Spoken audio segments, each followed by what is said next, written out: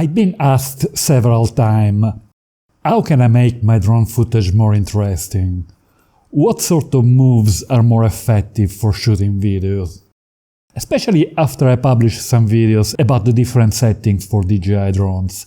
I will post a link at the end. In the first part of this video, I'm going to show the most commonly used moves for filming, some suggestions to perform them properly, and how to avoid the most common mistakes. In the second part, I will show my personal favorite moves. It's probably going to be a bit longer than usual, as there is a lot of nice footage. So, let's get going. The basic moves are the bread and butter, the ones we all use in most scenarios.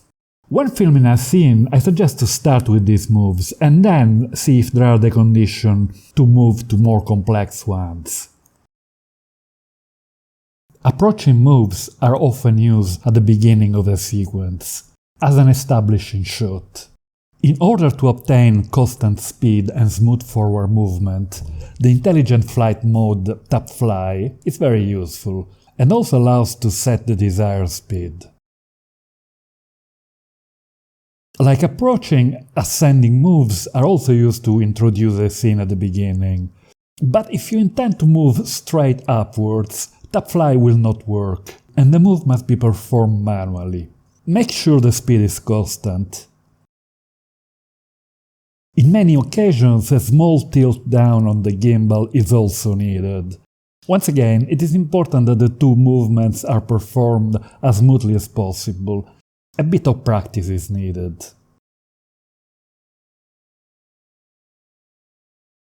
Pull out is the opposite of approaching.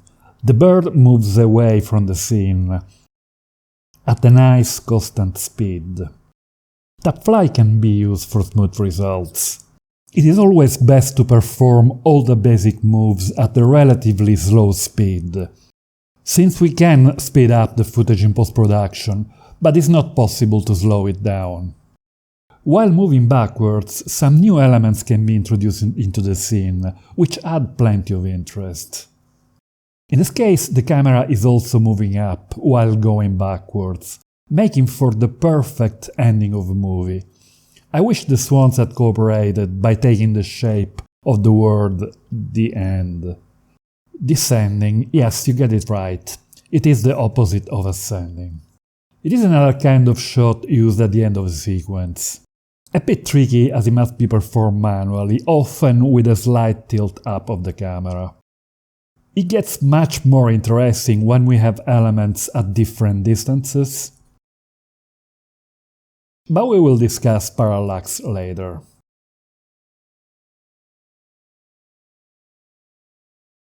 The sliding shot, also called dolly, is in my opinion a much better option than panning to appreciate the width of a scene. In the old days, some very expensive machines on tracks were used, but a drone can act like a giant slider in the sky. It is possible to slide in both directions, and in most cases the direction can be inverted in post-production. Some models of DJI drones have a variation of tap fly called free mode, in which it's possible to set the drone to fly at a certain speed in a certain direction, then rotate the camera at 90 degrees to perform a slide, while the camera can still freely rotate. In any case, plan and visualize your shot in advance. In this case, I kept changing my mind about the shot. Shall I go forward, upwards, left? And as you can see, the result is a mess. If you want to apply a turn where flying forward or upwards, I always make sure to do it as slowly as possible. Once again, tap flight here helps a lot. The turn can then get even smoother by applying stabilization in post-production. More interesting results are generally obtained by applying 2 or 3 basic moves at the same time. Here, approaching while slightly moving to the right, going backwards and sliding while descending,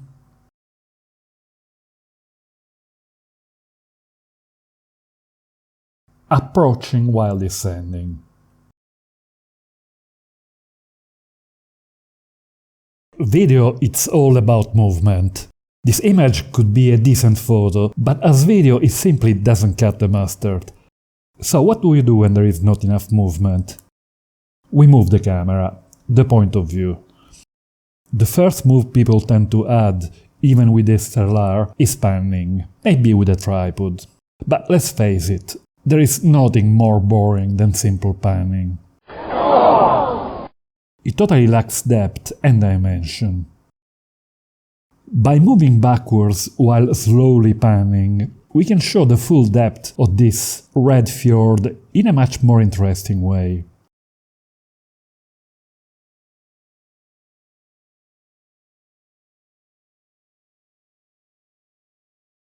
Here we are ascending and pushing forward while panning.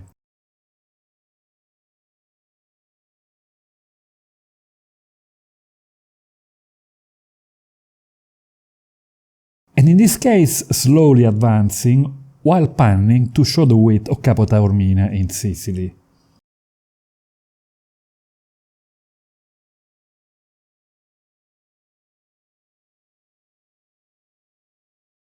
This shot imitates the crane used in cinema or TV productions, but can also perform the same kind of movement on a much bigger scale. It is a very advanced move, as it combines tilting the camera down while ascending and maybe moving forward, or the opposite. It is extremely important to set the gimbal correctly, so please refer to my 2 videos at the end of this clip. But like all different things, it leaves with a sense of accomplishment when the result is right. This is a very simple shot, advancing toward the main element of the scene and then fly past it, generally revealing a new scene behind it, which becomes the new focus point.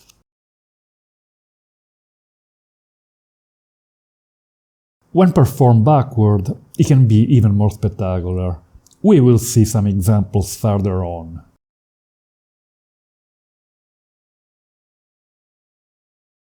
I must admit that I have not done much tracking footage in the past, but the last generation of action track intelligent flight mode opens up a lot of possibilities, not only in sport or general action, but also for close-ups like interviews, comedians or rock bands on stage, and so on. While tracking an object, it is possible to perform all sorts of movements, even zooming in or out with the Mavic 2 zoom. And even more importantly, the sensor for avoiding obstacles works really well. In this situation I really thought that I would lose the bird in the trees. When people start flying drones, they generally want to fly as high as possible.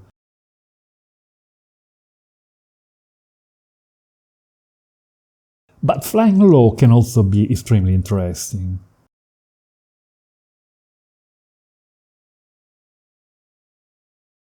It would be great to be able to fly so low in towns. But it is not legal, so we have to resort to sliders or gimbals. Just make sure to fly very slowly, as drone cameras can produce rolling shutter or other artifacts when flying a near distance. So, we have finally made it to my personal top 3 moves. I must admit that I feel quite excited.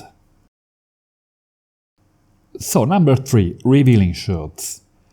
In revealing shots, the main element of the scene is hidden from view for a few seconds. This creates an element of surprise and interest for the viewer. It can be performed by an ascending move,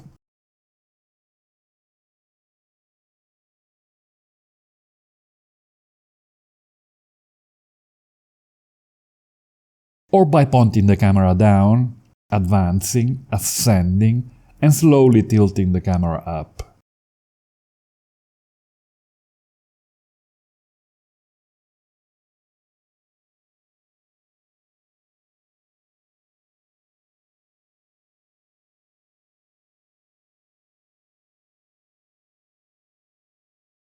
But the most spectacular ones are when the drone moves backwards.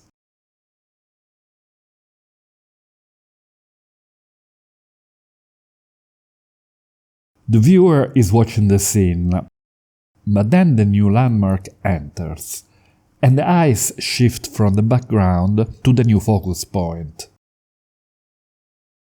It can be even more interesting when flying quite close to the new element. But don't take too many risks.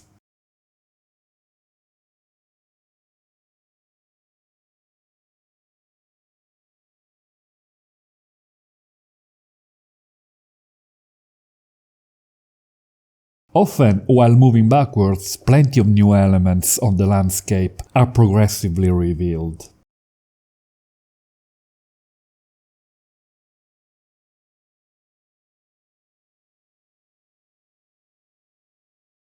Number 2. Parallax.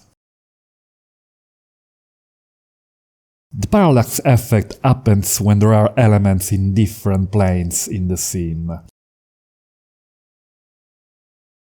In other words, there must be at least a foreground and a background, quite far from each other. If we orbit around the foreground element, the background will appear to move much faster. For optimal results, the intelligent flight mode point of interest in the Mavic 2 series is extremely useful. By simply drawing a square around the point of interest, the bird will rotate in the desired direction at a set speed. It is then possible to add any other kind of movement, and the result is truly spectacular. I've done a full video on point of interest, you can see a link on screen now. But the parallax effect is not limited to orbiting. It is also extremely effective in sliding,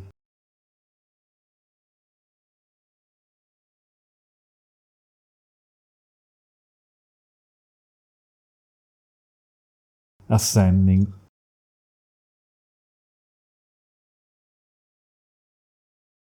descending, or a combination of them.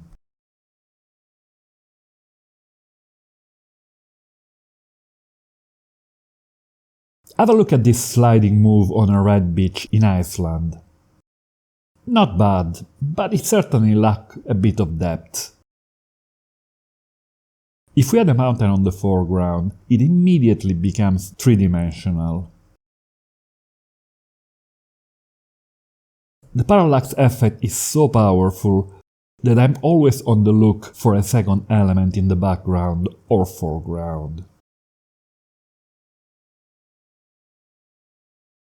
And the winner is... Bird's Eye. Bird's eye or top-down view is obtained by turning the camera straight down towards the ground. The results are often very surprising and unpredictable. We get a totally different view of sceneries that we already know. If the scene contains already enough movement, it is possible to keep the point of view still by simply hovering with the drone. But adding some movement on any kind is also effective.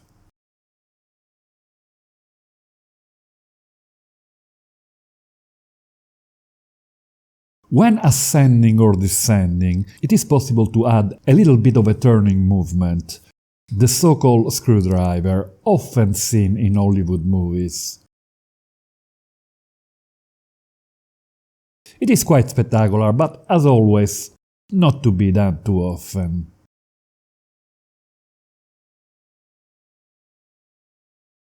A bit tricky to perform it correctly. With top-down views, it is often hard to tell what the underlying scene is, as we can get images looking like an abstract painting by Klimt, or a cashmere blanket.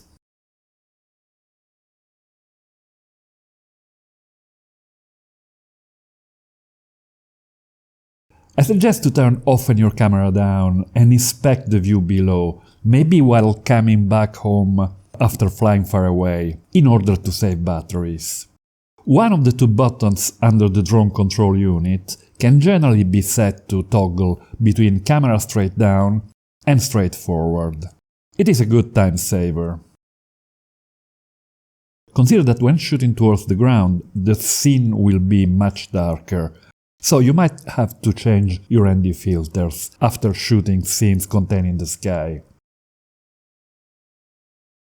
Finally, for top-down filming, always fly a bit slower than usual, especially when close to the ground, as it is easy to get rolling shutter effects. Thank you for watching so far, and please subscribe to my channel. I do all sorts of tutorials about drones, and also check out my short movies with drone footage and time-lapses about Iceland, London, Vienna, Oxford, Cambridge, Brighton, Edinburgh, Italian Alps, and more. Bye for now.